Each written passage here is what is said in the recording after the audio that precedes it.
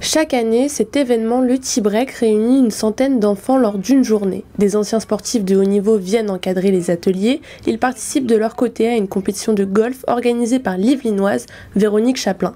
Pour eux, c'est également un moment de partage avec les jeunes. On est très content de revenir. Aujourd'hui, le soleil est au rendez-vous. Voilà, c'est une journée magnifique. Et moi, ça me tient à cœur parce que déjà, voir comment Véronique Chaplin donne son énergie pour que ça perdure, pour que ça existe.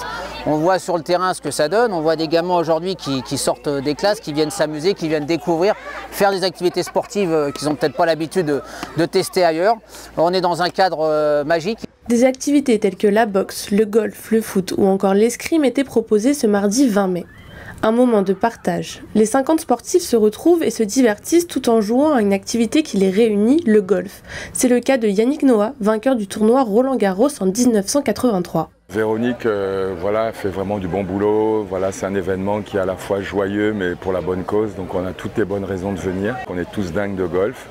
Et voilà, on se retrouve autour de cette passion et puis voilà, des compétitions, enfin si on veut appeler ça des compétitions.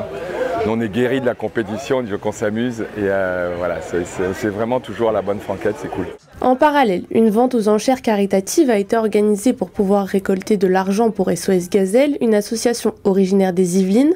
Les nombreux sportifs qui étaient présents ont fait des dons, comme par exemple des maillots de foot dédicacés, des maillots de cyclistes ou encore un ballon de rugby. On partage nos finances entre le Sénégal, le Maroc et la France. On finance des scolarisations, notamment de petites filles. Et en France, c'est plutôt des clubs sportifs qu'on finance. Alors comment on les choisit? C'est à travers tous nos bénévoles qui travaillent eux-mêmes dans des IME, qui sont des anciens sportifs de haut niveau, qui nous sensibilisent lorsqu'il y a vraiment des besoins. Donc c'est beaucoup une question d'hommes et de femmes.